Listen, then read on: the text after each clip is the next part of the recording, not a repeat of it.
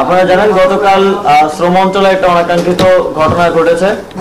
আমরা শ্রম অঞ্চলগুলোতে ইন্ডাস্ট্রির নিরাপত্তা নিশ্চিতের জন্য সেখানে আইনশৃঙ্খলা বাহিনী দীর্ঘদিন ধরে অবস্থান করছিল এবং সেখানে অত্যন্ত ধৈর্যের পরিচয় দিয়ে তারা দীর্ঘদিন ধরে কাজ করে যাচ্ছিল।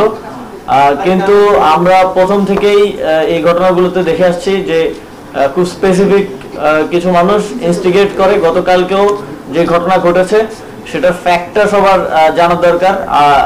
একজন শ্রমিক সেখানে নিহত হয়েছে, আমরা তার জন্য এটা খুবই আমরা দুঃখিত এবং সেই শ্রমিকের পরিবারের যাতে ইয়া করা যায় এবং ক্ষতিপূরণ অলরেডি আপনারা জানেন 13 লক্ষ টাকা ক্ষতিপূরণ ঘোষণা করা হয়েছে আমাদের তরফ থেকে, বিজিএমইএ সরকার এবং মালিক পক্ষের তরফ থেকে।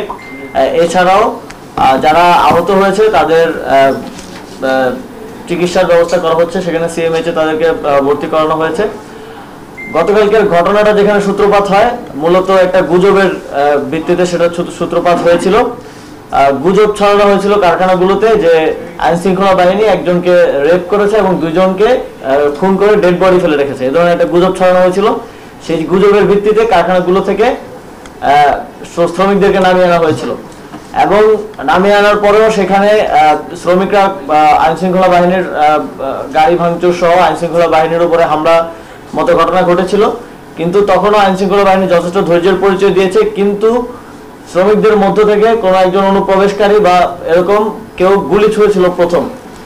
প্রথম গুলিটা শ্রমিকদের ভেতরে থেকে দুষ্কৃতিকারীরা ছুঁড়েছিল এবং সেখান থেকে মূলত গোলাগুলির সূত্রপাত হয় এবং সেখানে দুঃখজনকভাবে আমাদের একজন শ্রমিক নিহত হন এবং আরো 7 জনের মতো আহত অবস্থায় এখন চিকিৎসারত অবস্থায় আছেন।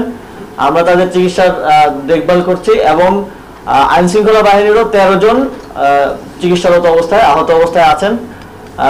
উচ্চ পর্যায়ের অফিসারও খুব বাজেভাবে আহত হয়েছেন, তার মাথায় আঘাতপ্রাপ্ত হয়েছে।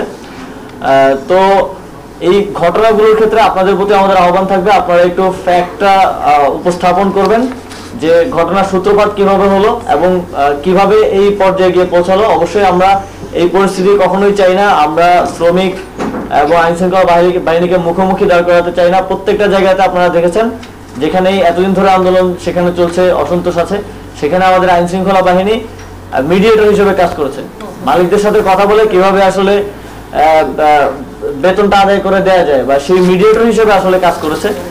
আর এখন আর্মিও আছে, তারাও সেই কাজটা করার চেষ্টা করছে। এবং আমরা বলে রাখতে চাই 24 তারিখ শ্রমিক মালিকের যৌথ বিবৃতিতে যেটা আমরা বলেছিলাম, মালিকরাও সম্মত হয়েছিল যে স্যালারি যদি না দেওয়া হয় আমরা মালিকদের বিরুদ্ধে ব্যবস্থা নিব এবং এই বিষয়ে আজকে আলোচনা হয়েছে, সিদ্ধান্ত হয়েছে যেসব কোম্পানির মালিকরা স্যালারি দিচ্ছেন না, দীর্ঘদিন ধরে আটকে রেখেছেন, সেই মালিকদের বিরুদ্ধেও আইনানুগ ব্যবস্থা নেওয়া হবে। আজকেও দুই তিনটা কারখানায় স্যালারি ইয়া করার কারণে, বকেয়া বেতনের কারণে শ্রমিকরা সেখানে বাইপাইলে অবরোধ করেছে, আমরা জানতে পেরেছি। আমরা সেই কারখানার মালিকদেরকে খুঁজছি, কিন্তু দুঃখজনক হচ্ছে তারা পলাতক অবস্থায় আছে।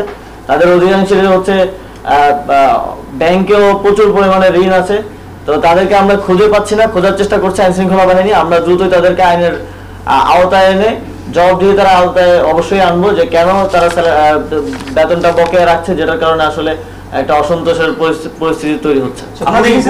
মানুষ মারা সেই একই কায়দার পুনরাবৃত্তি এখনো চলতেছে, গুণগত পার্থক্যটা কি হচ্ছে? না দেখেন, গুলিটা আমি তখনই বললাম এবং আপনারাও যারা ফিল্ডে তখন ছিলেন, আপনাদের সহকর্মীরা, আপনারা হয়তো জানতে পারবেন, গুলিটা এসেছিল শ্রমিকদের ভেতরে অনুপ্রবেশ করা কারো পক্ষ থেকে এবং ইতিমধ্যেই তাদেরকে শনাক্ত করা হয়েছে এবং তাদেরকেও আইনের আওতায় আনার ব্যবস্থা নেওয়া হচ্ছে। তার ফলে কিন্তু এই পরিস্থিতিটা তৈরি হয়েছে। আপনারা দেখেছেন দীর্ঘদিন ধরে শ্রম এলাকায় অসন্তোষ আছে, সেগুলোকে আমরা অ্যাড্রেস করার চেষ্টা করছি। এর আগে আমরা তাদের যে মূল 18টা দাবি সেগুলো মেনেও নেওয়া হয়েছে। ইভেন আমরা অনেকগুলো ক্ষেত্রে বাস্তবায়নের দিকেও চলে গেছি। টিসিবির সাথে আলোচনার ভিত্তিতে রেশন দেওয়া শুরু হয়ে যাচ্ছে। কিন্তু এই যে একটা গুজব ছড়িয়ে যে শ্রমিকরা এসেছেন, তারা তো একটা গুজবের ভিত্তিতে আসলে এসেছেন। একটা গুজব ছড়িয়ে এ ধরনের কোনো ঘটনা সেখানে ঘটনা আপনারাও জানেন। এই গুজব ছড়িয়ে এই যে মুখোমুখি দাঁড় করিয়ে দেওয়া হলো, এই যে একটা উত্তেজনাকর পরিস্থিতি তৈরি করা হলো, আমাদের সূত্রপাতটার দিকে খেয়াল করতে হবে। সেখানে আইন শৃঙ্খলা বাহিনী বাধ্য হয়েছে এবং আপনারা দেখেছেন যে সংঘর্ষে আইন শৃঙ্খলা বাহিনীরও 13 জন সদস্য মারাত্মকভাবে আহত হয়েছেন, চিকিৎসারত আছেন, এবং শ্রমিকদের মধ্যে যারা আহত এবং চিকিৎসারত আছেন তাদের চিকিৎসারও আমরা দায়িত্ব নিয়েছি, এবং যিনি নিহত হয়েছেন আমাদের সেই সমবেদনা আছে এবং আমরা সরকারের পক্ষ থেকে ক্ষতিপূরণের ব্যবস্থা করছি। কারা ছড়াচ্ছে? আপনারা কি আপনার এজেন্সিগুলো কি কোনো হ্যাঁ, অলরেডি গুজবটা যারা ছড়িয়েছে এবং শ্রমিকদের ভেতরে অনুপ্রবেশ করে যারা গুলি করেছে তাদেরকে আইডেন্টিফাই করা হচ্ছে, কিছু আইডেন্টিফাই করা হয়েছে, তাদেরকে আমরা আইনের আওতায় নিয়ে আসবো। সবাইকে আসলে তাদের দায়িত্বটা পালন করতে হবে।